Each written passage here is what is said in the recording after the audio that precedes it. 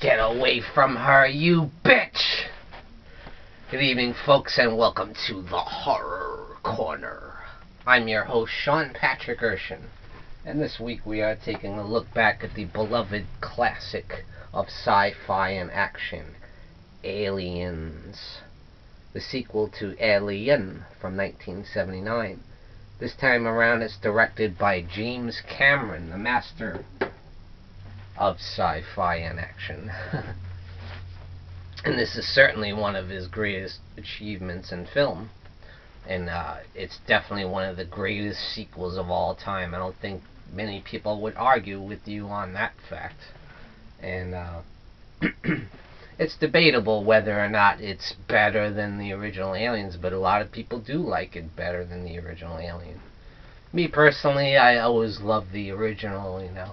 I think it's so scary and terrifying, and the tension and the great acting.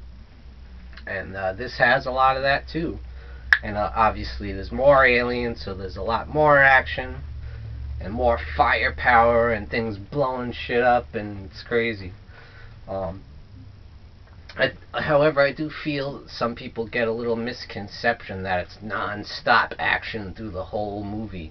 No, it's like the original film, Alien. It's kind of a slow build-up. It takes a good 45 minutes to really, before the action gets going, you know. And that first 45 minutes is character development, you know, setting up the story. So we find out at the beginning, we see Ripley, played by the great Sigourney Weaver, floating in space in that escape ship that she escaped from after the events in the original film, when the Nostromo ship blew up and she blew the alien out into space and took off in the escape ship. So we find her at the beginning. She's still in the hypersleep chamber, you know, with her little cat Jonesy. And we find out the Space Academy, or whatever you want to call it, finds her, and they wake her up and everything, and we find out that she's actually been asleep for 50 years. So it's like, holy crap. And we meet comedian Paul Reiser, who plays Carter Burke, and he like brings her up to speed and, you know, explains, you know, you've been asleep for 50 years and, you know, you need to catch up on things. And they have a big meeting with all the big astronaut guys and the heads of NASA or whatever, and she tells him the whole story about the alien and how the alien wiped out her entire crew, and they had to self-destruct the entire ship. But all they see is, oh wow, you destroyed all this valuable equipment and billions of dollars worth of equipment, that big giant ship. They're kind of blaming her for that, and they don't believe, you know, when you talk about a story about alien attacking the crew, you know, they don't quite believe her, and they suspend her indefinitely. And but of course, once the shit goes down, they bring her back because they know she knows what she's talking about, and it's not a joke. So what happens is, apparently another reason why they don't believe Ripley is because on the planet that was in the original film, where the alien vessel crashed, and that's where all the cocoons were hiding under the ship, and apparently people have been living on that planet. Humans have been living on that planet for the past 50 years, and no one's ever found, conveniently, I admit, no one's ever found all those other alien cocoons, you know. But of course, 50 years later, as Ripley comes back, suddenly stuff starts going down on that planet, and they decide, and someone does find the cocoons. So Now they bring Ripley into it. They decide, oh, we're gonna reinstate you. Come along as an advisor, you know, give us some advice on how to, in case there is an alien invasion, how we can handle it. How can we take on these monsters? How can we kill them? But Ripley says, you know, I'll do it on one condition. We straight out kill them. We're not going to take them back to experiment on them and to study them. We're going to blow them the hell off the planet, out of the universe.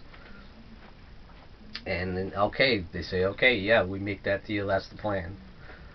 So they bring out this bunch of soldiers, apparently they're Marines, and,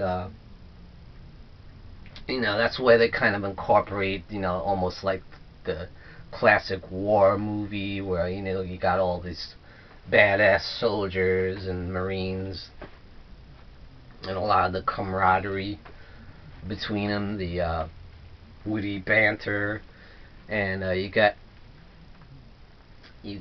Hicks, played by Michael Biehn from the Terminator, and you got Bill Paxton playing, of course, that classic character Hudson, who I love how he comes off as like he thinks he's the biggest badass around. I think he even says that at one point, I'm a badass. But as the film progresses and stuff starts going down, he becomes like terrified and becomes like almost like Shaggy in the Scooby-Doo cartoon. Like, oh man, I can't believe this. We can't go in there, man. Game over, man. That's it for me. And he becomes like a scared little rabbit. But I love Bill Paxton's performance. God rest his soul. He did pass away earlier this year, and he's a lot of fun. We also get Lance Henriksen, also from the Terminator, and he plays Bishop, an android. And Ripley's really against having an android with them because look what happened in the original film. You had Ash, the science officer, who turned out to be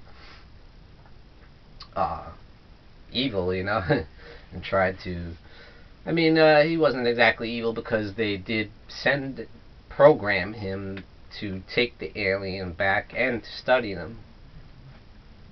But what we do find out is who takes Ash's place is this guy, Paul Reiser, plays Carter Burke.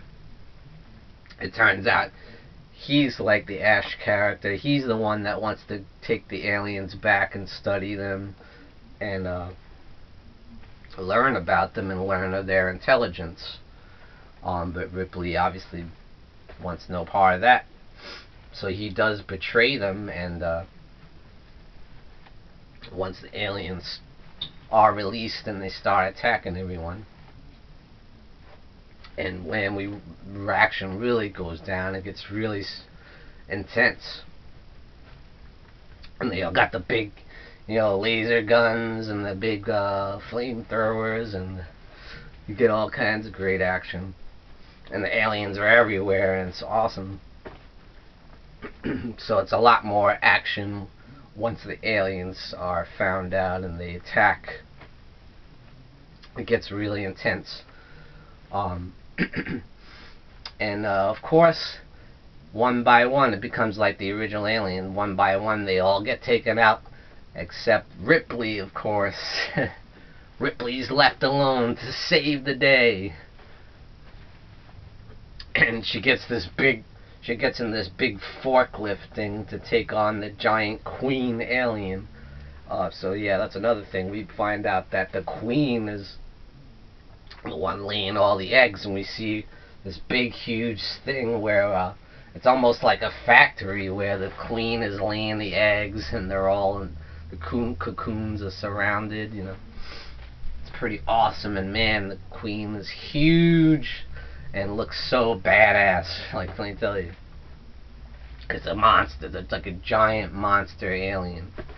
And so yeah, she gets in the big forklift thing that looks almost like a robot or a transformer or something, and That's when she said to get away from her, you bitch. Because she's protecting this little girl, Newt, that she found in that ship, hiding from the aliens. This little 10-year-old girl. And it's really interesting how you see their relationship and the bond she has with this young girl, because we find out that Ripley actually did have a daughter. And while she was asleep, the daughter passed away, but so she really, her motherly instincts take over, and she does everything to try and protect this little girl. So that's when they have the big final battle with Bishop the robot, gets knocked and ripped in half by the Queen. You know, it's nasty. And also Michael Biehn is there. He survives too. And he tries to help her out, and once again they try and get away in the big escape ship. And man, it's just an awesome sequel in every way. It's absolutely thrilling, and you cannot go wrong with Aliens. One of them, a masterful sequel. Thrilling, it's scary, it's action-packed. You got a lot of really fun performance, and of course Ellen Ripley is the greatest female action hero ever, in my opinion. And Sigourney Weaver actually got nominated for an Oscar for her performance in this film, and believe me, it's definitely deserving. And I also thought she deserved an Oscar for the first film, but she's just as good in this one, if not better. So, if you haven't seen Aliens, what the hell's the matter with you? You gotta go run and grab Aliens on DVD or Blu-ray right now, because it's one of the most awesome sequels ever made.